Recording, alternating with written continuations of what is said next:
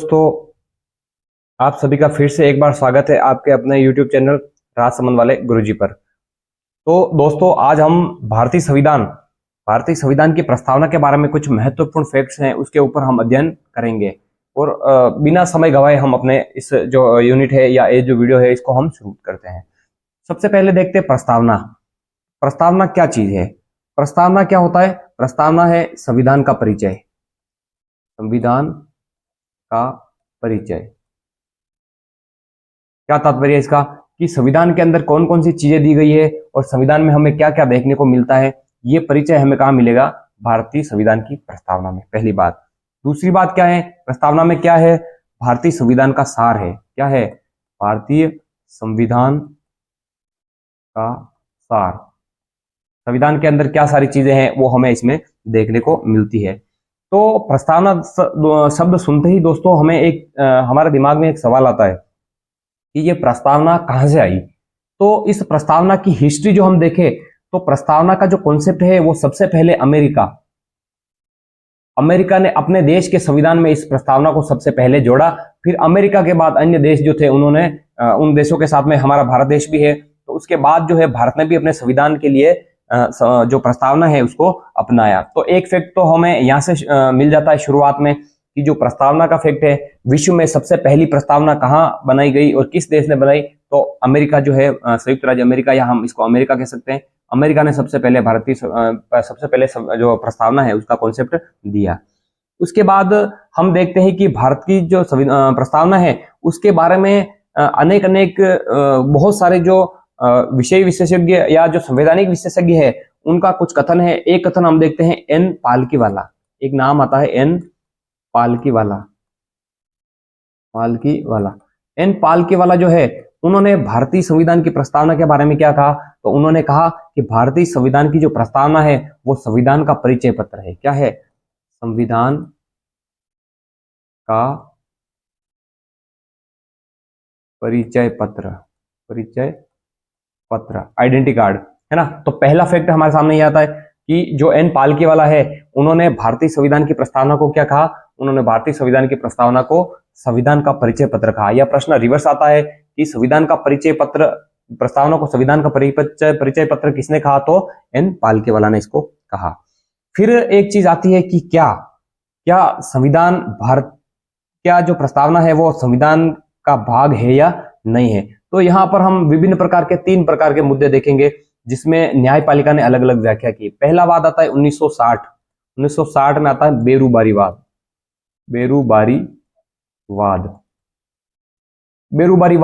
जिसमें क्या हुआ था कि जो जब 1971 में बांग्लादेश का निर्माण हुआ तब भारत के जो लोग हैं उनके कुछ हिस्से, जैसे उनके खेत वगैरह, वो बांग्लादेश की सीमा में चले गए, या बांग्लादेश के लोग थे उनके कुछ खेत वगैरह थे वो भारत की सीमा के अंदर आ गए।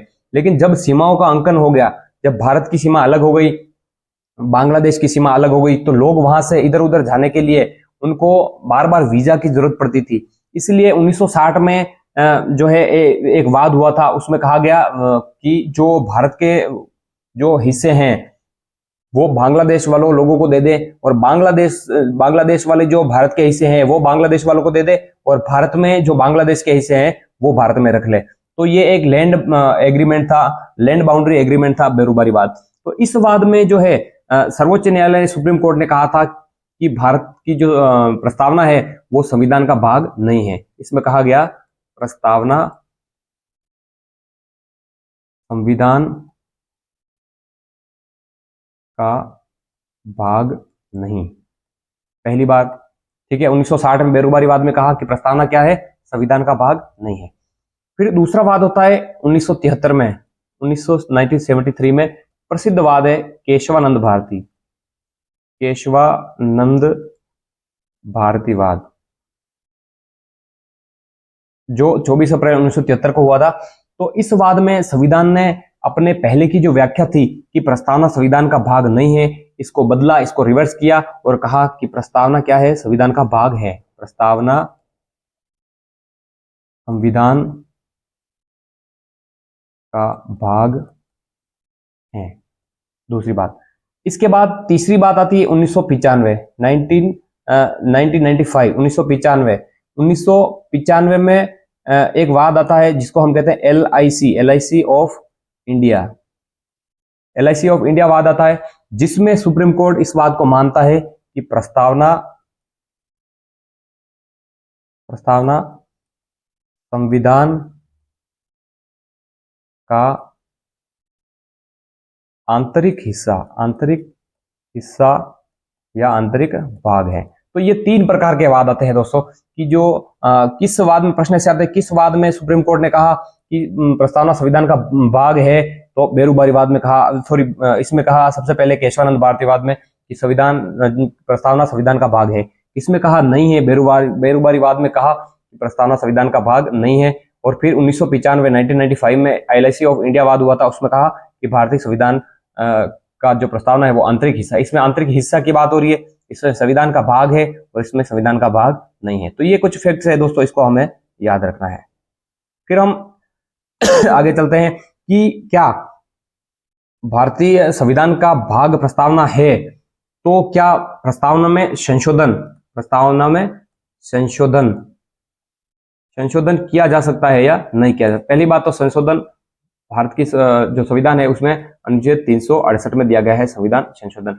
तो क्या प्रस्तावना में संशोधन किया जा सकता है या नहीं, क्योंकि सुप्रीम कोर्ट ने कहा कि यह संविधान का भाग है, तो जिस प्रकार हम संविधान में संशोधन कर सकते हैं तो संविधान के भाग में भी हम संविधान संशोधन कर सकते हैं। और महत्वपूर्ण फैक्ट है कि जो ये भारत की प्रस्तावना है उसमें पहली बार और एकमात्र जो है संविधान संशोधन किया गया वो है 42वां संविधान संशोधन। 42वां संविधान संशोधन जो हुआ था 1976 में।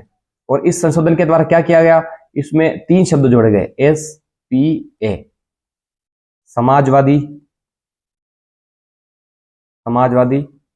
पंथ निरपेक्ष और अखंडता।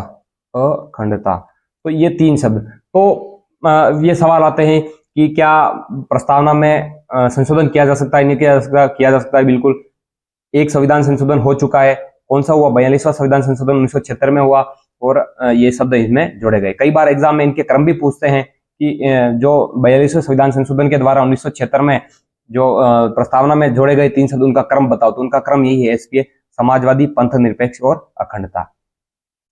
इसके बाद हम देखते हैं प्रस्तावना के तत्व। प्रस्तावना के तत्वों की बात करते हैं कि हम प्रस्तावना के अंदर कौन कौन से जो है तत्व हमें देखने को मिलते हैं। तो इसमें मुख्य रूप से 4 तत्व हमें देखने को मिलते हैं। पहला तत्व क्या है कि संविधान के अधिकार के स्रोत क्या है। संविधान के अधिकार के स्रोत, कि जो संविधान के पास अधिकार है, हम मानते हैं, हम कहते हैं कि भारत में जो शासन चलता है वो भारत के संविधान के अनुसार चलता है। संविधान इतना पावरफुल है, संविधान के पास सारे जो है अधिकार है। तो संविधान को अधिकार कहां से मिला, तो इस चीज तो हम भारत की प्रस्तावना पढ़ते हैं तो हमें पता चलता है कि संविधान को अधिकार किसने दिया। तो संविधान के अधिकार के स्रोत क्या है, भारत की जनता या भारत के लोग। जब हम प्रस्तावना की शुरुआत करते हैं तो शुरुआती शब्द ही है भारत की प्रस्तावना के कि हम भारत के लोग, भारत को एक संपूर्ण प्रभुत्व संपन्न, ये सारी बात। तो हम भारत के लोग, इस जो वाक्य है इसका आशय क्या है कि भारत का संविधान किसके द्वारा बनाया गया, भारत के लोगों के द्वारा। और संविधान को शक्ति कहां से प्राप्त होती है, भारत के लोगों से। पहला तत्व तो ये है। दूसरा, प्रस्तावना को देखने के बाद हमें क्या तत्व देखने को मिलता है, भारत की प्रकृति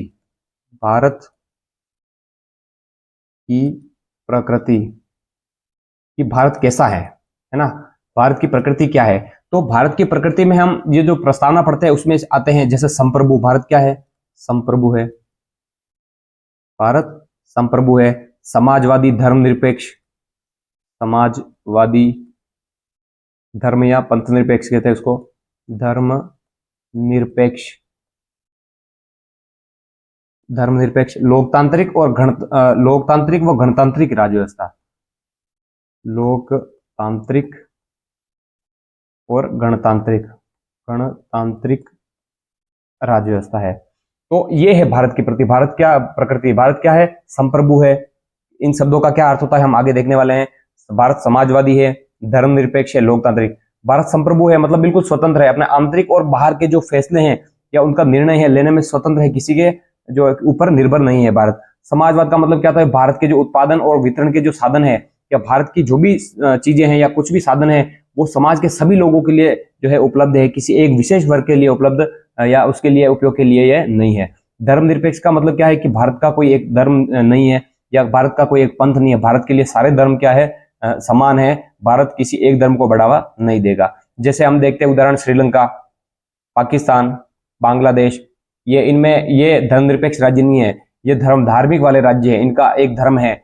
और इसके बाद आता है लोकतांत्रिक। इसमें क्या होता है, लोकतंत्र का मतलब क्या होता है, लोक और तंत्र, लोगों का तंत्र, जिसका अर्थ क्या होता है कि लोगों के द्वारा चुनी गई जो शासन व्यवस्था है उसको हम लोकतंत्र कहते हैं। गणतंत्र, गणतंत्र का अर्थ क्या होता है, गणतंत्र का अर्थ होता है कि भारत का जो सर्वोच्च प्रमुख होगा, जैसे भारत का सर्वोच्च प्रमुख कौन है, राष्ट्रपति, तो वो किसी प्रकार से वंशानुगत न होकर के क्या है वो प्रत्यक्ष या अप्रत्यक्ष रूप से जनता के द्वारा चुना जाएगा, ये इसके जो है अर्थ होते हैं। तो ये दो तत्व हुए प्रस्तावना के। इसके बाद जब हम प्रस्तावना का तीसरा तत्व देखते हैं उसमें आता है संविधान के उद्देश्य।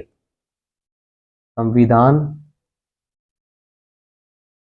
के उद्देश्य, संविधान का उद्देश्य क्या है, क्यों संविधान बनाया गया, तो संविधान के उद्देश्यों में शामिल होता है न्याय, स्वतंत्रता, समानता, न्याय, स्वतंत्रता, समता और बंधुत्व। बंधुत्व, बंधुत्व का अर्थ क्या होता है, भाईचारा, भाईचारा। तो संविधान के उद्देश्य क्या है कि संविधान का उद्देश्य भारतीय समाज में न्याय की व्यवस्था की जाए, किसी के साथ भी अन्याय ना हो, भारत के जो लोग हैं वो कोई भी कार्य करने के लिए एकदम स्वतंत्र हो, भारत के लोग, समता का अर्थ क्या होता है, समानता, भारत के लोगों में किसी प्रकार की असमानता ना हो, जाति, धर्म, लिंग, निवास या मूल स्थान के आधार पर इनके आधार जो है इनके साथ में असमानता नहीं हो। बंधुत्व, भारत के लोग जो क्या है, सारे लोग जो है भाईचारे के साथ में रहें, ये जो है प्रस्तावना का तीसरा तत्व है। तो चौथा और अंतिम तत्व आता है कि संविधान लागू होने की तिथि। संविधान लागू होने की तिथि, हम देखते हैं संविधान लागू होने की तिथि हमें कहाँ मिलती है, तो जब हम भारत की प्रस्तावना देखते हैं तो भारत की प्रस्तावना के अंदर जो है संविधान के लागू होने की तिथि हमें देखने को मिलती है। तो ये जो है मूल रूप से चार प्रस्तावना के जो है तत्व हैं, इनको आराम से नोट डाउन कर ले। और इसमें से जो है प्रश्न आते हैं कि निम्न में से कौन सी भारत की प्रकृति नहीं है, तो भारत संप्रभु है, समाजवादी है, धर्मनिरपेक्ष है, तो ये सारी चीजें हैं। भारतीय संविधान के उद्देश्य क्या है, न्याय की स्थापना करना, स्वतंत्रता, समानता, बंधुत्व, ये। और सबसे खास तौर पे तो ये RAS वगैरह जो IAS UPSC के पेपर होते हैं उसमें ये प्रश्न तो बिल्कुल यूपीएससी और RPSC का फेवरेट प्रश्न है कि भारत के जो संविधान है उसके अधिकार का स्रोत क्या है, तो वो क्या है, भारत की जनता। बहुत ही महत्वपूर्ण जो है सवाल यहाँ से उठ के आता है।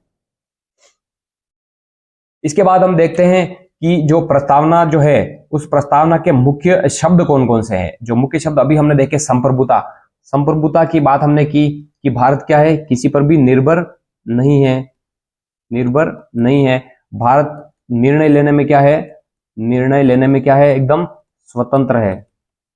भारत आंतरिक और बाह्य, आंतरिक और बाह्य जो निर्णय है भारत के, आंतरिक मतलब भारत देश के अंदर कोई निर्णय लेना है, या जो भारत की विदेश नीति है, भारत विदेशों के साथ कौन कौन से संबंध है, किस देश के साथ संबंध बनाएगा, तो इसके ऊपर जो है भारत के ऊपर किसी चीज का दबाव नहीं है, किसी देश का दबाव नहीं है। भारत अपना निर्णय जो है स्वतंत्र रूप से ले सकता है। संप्रभुता मतलब स्वयं में प्रभु, बिल्कुल भारत एक स्वतंत्र देश है, किसी के ऊपर निर्भर नहीं है।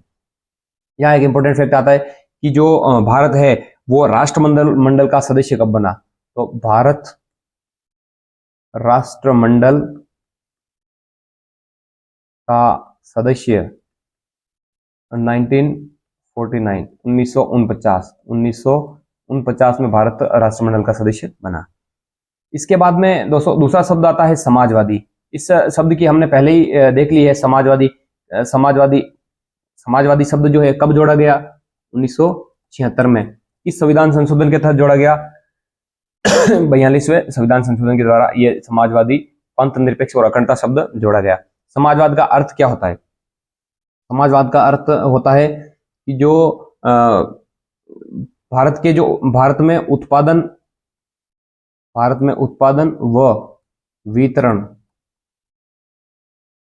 के साधन समाज के सभी लोगों में क्या होंगे? समान होंगे।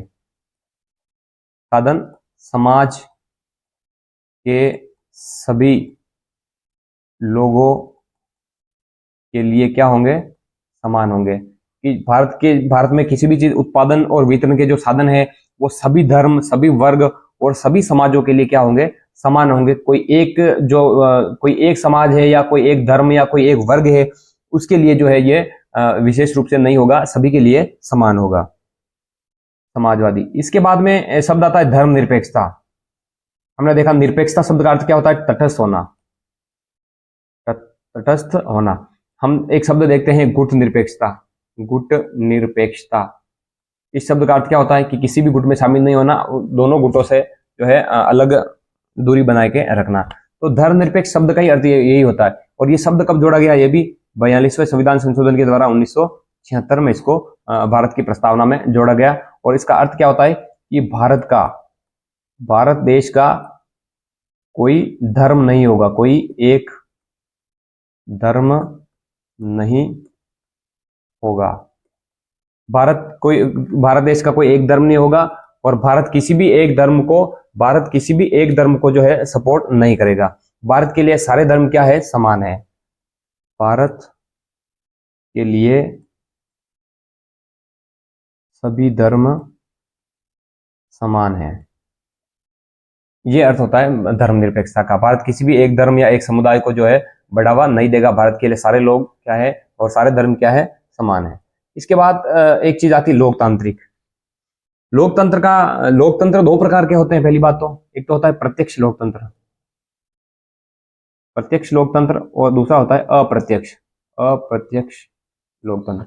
प्रत्यक्ष लोकतंत्र में क्या होता है कि जो लोग जो होते हैं वो सीधा जो है वोट देते हैं किसको? अपने देश के प्रमुख को। जैसे हम अमेरिका में देख सकते हैं प्रत्यक्ष लोकतंत्र का उदाहरण। और अप्रत्यक्ष का मतलब क्या होता है? भारत के जो लोग हैं वो, जैसे ये भारत के लोग हैं, भारत के लोग एक अपने प्रतिनिधि को चुनेंगे, जैसे विधानसभा का सदस्य है उसको चुनेंगे। अब वो जाकर विधानसभा का सदस्य जो है वो किसको देगा वोट? राष्ट्रपति को वोट देगा। तो जनता ने सीधा राष्ट्रपति को वोट नहीं दिया है, जनता ने अपने प्रतिनिधि को चुना और प्रतिनिधि ने जाकर जो है अपना प्रतिनिधित्व रखा राष्ट्रपति के चुनाव करने में। इसलिए अप्रत्यक्ष लोकतंत्र को प्रतिनिध्यात्मक लोकतंत्र भी कहते हैं। प्रतिनिध्यात्मक क्योंकि प्रतिनिधि के रूप में जो है वो आगे जाके वोट देने हैं, ये बात होती है। और जो प्रत्यक्ष लोकतंत्र है उसका उदाहरण हम देख सकते हैं स्विट्जरलैंड। इसमें प्रत्यक्ष लोकतंत्र का अर्थ क्या होता है? प्रत्यक्ष लोकतंत्र में क्या होता है कि जो प्रत्यक्ष लोकतंत्र में जो लोग होते हैं वो अपनी शक्ति का इस्तेमाल प्रत्यक्ष रूप से करते हैं, स्वयं करते हैं। और अप्रत्यक्ष लोकतंत्र में क्या होता है कि जो लोग अपनी शक्ति का उपयोग प्रतिनिधियों के रूप में करते हैं। जो प्रतिनिधि होते हैं, हम जिनको चुन के यहाँ से भेजते हैं, वो जो है असली शक्ति का उपयोग करते हैं। तो और सीधी सी बात है लोकतंत्र की, जो लोक और तंत्र लोगों का तंत्र है, और ऐसी शासन व्यवस्था जो लोगों के द्वारा चुनी गई हो उसको हम लोकतांत्रिक व्यवस्था कहते हैं। इसके बाद एक शब्द आता है गणतंत्र। जब हम राज व्यवस्था की बात करते हैं, राज व्यवस्था, तो अनेक प्रकार की राज व्यवस्था तो उनमें होता है। एक होता है राजतंत्र और एक होता है गणतंत्र। राजतंत्र का अर्थ क्या होता है? राजतंत्र में क्या होता है कि जो यहाँ वंशवाद चलता है। वंशवाद मतलब जो राजा है उसका बेटा क्या बनेगा? राजा बनेगा। फिर उसका बेटा क्या बनेगा? राजा। फिर उसका बेटा क्या बनेगा? राजा। लेकिन गणतंत्र में ऐसा नहीं है। गणतंत्र का शाब्दिक अर्थ होता है कि किसी भी देश का जो प्रमुख है वो वंशानुगत न होकर के जनता के द्वारा प्रत्यक्ष या अप्रत्यक्ष रूप से, जनता के द्वारा चुना जाता है, और जिसका क्या होता है? निश्चित कार्यकाल होता है। निश्चित कार्यकाल होता है। ऐसा नहीं है कि एक बार राजा बन गया। यहाँ क्या होता है? जब तक वो मरता नहीं है तब तक वो राजा रहता है। यहाँ क्या होता है अपने देश में? जैसे भारत का राष्ट्र प्रमुख कौन होता है? राष्ट्रपति होता है। तो उसका एक निश्चित कार्यकाल होता है 5 वर्ष के लिए, और उसको जनता प्रत्यक्ष या अप्रत्यक्ष रूप से चुन सकती है। ये अर्थ होता है गणतंत्र का, कि देश का जो प्रमुख होता है वो वंशानुगत न होकर के जनता के द्वारा प्रत्यक्ष या अप्रत्यक्ष रूप से चुना जाता है। ये होता है गणतंत्र का अर्थ। फिर बात आती है न्याय की, कि भारत के संविधान में न्याय, तो भारतीय संविधान में 3 प्रकार का न्याय दिया गया है। पहला सामाजिक सामाजिक न्याय, दूसरा आर्थिक न्याय और तीसरा राजनीतिक न्याय। राजनीतिक न्याय भारत की प्रस्तावना में 3 प्रकार का न्याय दिया गया और इसका क्रम भी हमें याद रखना। इस क्रम में यह है। सामाजिक न्याय का मतलब क्या होता है कि भारतीय संविधान में समाज में जो लोग हैं उनको वो अलग अलग वंश के हो सकते हैं, अलग जाति के हो सकते हैं, अलग रंग के हो सकते हैं, अलग धर्म और अलग लिंग के हो सकते हैं। तो समाज में किसी भी प्रकार के जो लोग हैं उसके साथ में सामाजिक रूप से जो है अन्याय ना हो, सभी को समान रूप से रखें। आर्थिक न्याय की बात करते हैं कि जब जो भारत के जो लोग हैं उन सभी को, भारत के जो लोग हैं उनको आर्थिक आधार पर जो है किसी भी व्यक्ति के साथ में भेदभाव नहीं किया जाएगा। जैसे हम देखते हैं भारत के जो नीति निर्देशक तत्व है उसमें अनुच्छेद 39 को देखते हैं, उसमें लिखा गया है कि समान कार्य के लिए समान वेतन, समान कार्य के लिए समान वेतन।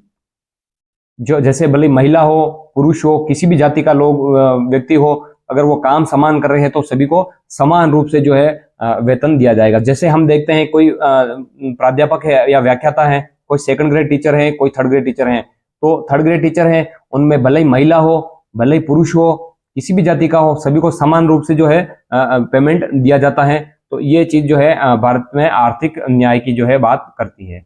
इसके बाद में जो तीसरा जो न्याय आता है, तीसरे प्रकार का न्याय, वो होता है राजनीतिक न्याय। कौन सा न्याय है? राजनीतिक न्याय। और राजनीतिक न्याय के अंतर्गत व्यक्तियों को समान राजनीतिक अधिकार प्राप्त होते हैं। क्या होते हैं? समान राजनीतिक अधिकार। जैसे वोट देने का, मत देने का अधिकार। भारत में कोई भी व्यक्ति या किसी भी धर्म का, किसी भी जाति समूह का है तो उसको वोट देने का समान अधिकार है और उसके वोट का मूल्य भी क्या होगा? समान होगा। तो ये है राजनीतिक न्याय। उसको, उस व्यक्ति को, समाज के प्रत्येक व्यक्ति को चुनाव लड़ने का, मतदान करने के जो है समान अधिकार दिया गया है। किसी भी प्रकार से उनके साथ में अन्याय की बात नहीं हो। ये है न्याय। तो उनका क्रम भी हमें याद रखना है। अब शब्द आता है स्वतंत्रता। स्वतंत्रता का शाब्दिक अर्थ जो हम देखें तो वो होता है बंधनों का अभाव। बंधनों का अभाव। अगर किसी व्यक्ति के ऊपर बंधन नहीं होंगे तो वो क्या हो जाएगा? स्वतंत्र हो जाएगा। तो भारत में सभी व्यक्तियों को जो है स्वतंत्रता का अधिकार दिया गया है। वो स्वतंत्र रूप से कार्य कर सकते हैं, जैसे स्वतंत्र रूप से अभिव्यक्ति कर सकते हैं। तो इसमें हम देखें कि जो भारत की जो प्रस्तावना है उस प्रस्तावना में जो 5 प्रकार के जो है 5 प्रकार की जो है स्वतंत्रता दी गई है। और 5 प्रकार की कौन कौन सी स्वतंत्रता है उसमें हम देखते हैं। नंबर 1, 2, 3, 4 और 5। पहली स्वतंत्रता है विचार, अभिव्यक्ति, विश्वास,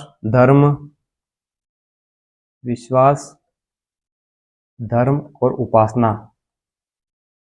दोस्तों इसका क्रम भी याद रखना है क्योंकि बड़े बड़े एग्जामों में इसका क्रम पूछा जाता है कि भारतीय संविधान की प्रस्तावना में जो स्वतंत्रता दी गई उनको क्रम से जमाइए। तो सबसे पहले विचार की स्वतंत्रता, अभिव्यक्ति की स्वतंत्रता, विश्वास, धर्म और उपासना की स्वतंत्रता, ये इसका क्रम है। हम किसी भी प्रकार का जो है हम अपने विचार को प्रस्तुत करने के लिए स्वतंत्र हैं। हम अपनी अभिव्यक्ति नाच के करें, गा के करें या कोई पोस्टर बना के करें तो अपने विचारों को अभिव्यक्त करने की स्वतंत्रता है। हमारा विश्वास, हमें किसी भी प्रकार का धर्म अपनाने की या हमारे उस धर्म की उपासना करने की जो है हमें स्वतंत्रता प्राप्त है। यह बात आती है अपने यहाँ स्वतंत्रता की। उसके बाद आती है समता। समता का अर्थ होता है समानता। समानता का अर्थ क्या होता है? किसी भी व्यक्ति के साथ में असमानता का व्यवहार नहीं करना, वो होता है समानता। चाहे कोई भी व्यक्ति किसी भी जाति का हो, किसी भी लिंग, किसी भी मूल वंश या किसी भी रंग, किसी भी समुदाय का व्यक्ति हो, लेकिन सभी के साथ में क्या किया जाएगा? समानता से व्यवहार किया जाएगा। यह है समता। फिर है बंधुत्व। बंधुत्व का हमने शब्द देखा, इसका अर्थ देखा था भाईचारा ऑन टॉप। तो बंधुत्व जो है ये भारतीय संविधान कहता है कि जो भारत में जो सारे नागरिक है या समाज के सभी लोग हैं वो बिल्कुल बंधुत्व के भाव से रहेंगे, सभी क्या रहेंगे, भाईचारे के भाव से रहेंगे। अब एक बड़ी चीज आती है, देखने को मिलती है कि स्वतंत्रता, बहुत ही महत्वपूर्ण प्रश्न, स्वतंत्रता, समता और बंधुत्व।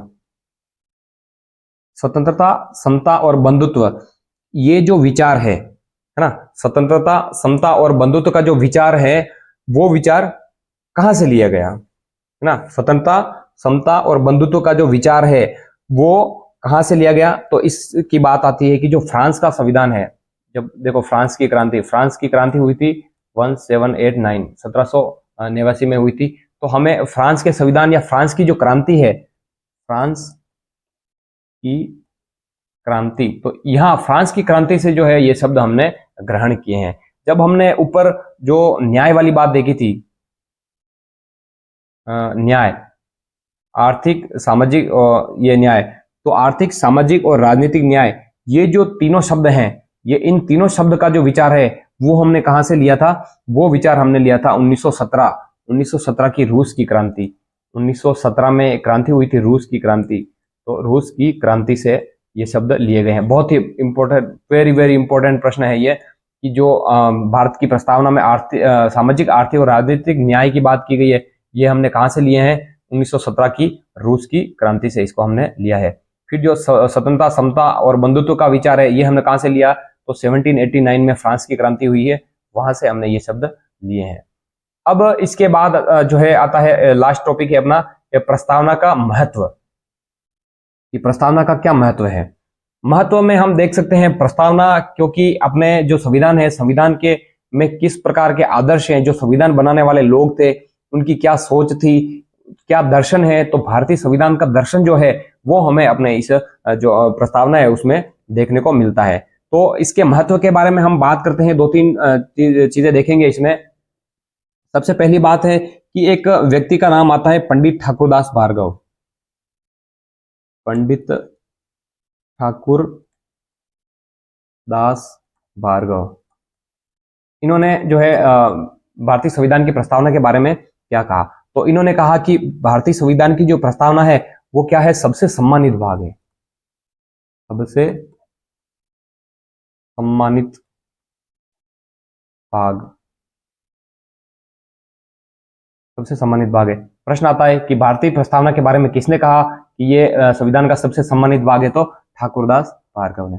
इसके बाद में एक अंग्रेज अधिकारी या अंग्रेज जो राजनीति शास्त्र था, उसका नाम आता है Ernest Barker, Ernest Barker. Ernest Barker जो थे, उन्होंने भारतीय संविधान की प्रस्तावना के बारे में कहा कि प्रस्तावना क्या है, संविधान का कुंजी नोट है। क्या है, संविधान का कुंजी नोट, भारतीय संविधान का क्या है, कुंजी नोट है। इसके बाद में एक भारत के पूर्व मुख्य न्यायाधीश रह चुके हैं, उनका नाम है M Hidayatullah, M Hidayatullah, M Hidayatullah Bharat के पूर्व मुख्य जो न्यायाधीश रह चुके हैं। उनका मानना था, उन्होंने कहा इस प्रस्तावना क्या है, ये हमारे संविधान की आत्मा है। क्या है, प्रस्तावना संविधान की आत्मा, संविधान की आत्मा, क्या है, संविधान की आत्मा है ये। और इसके बाद में एक और आता है के एम मुंशी,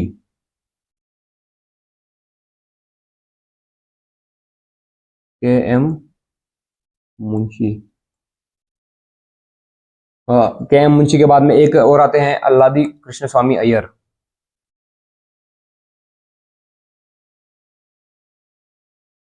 अल्लादी कृष्ण स्वामी अय्यर।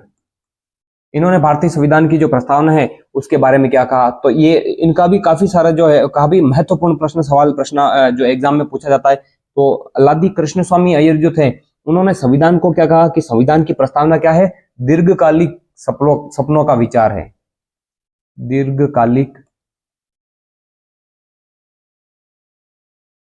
सपनों का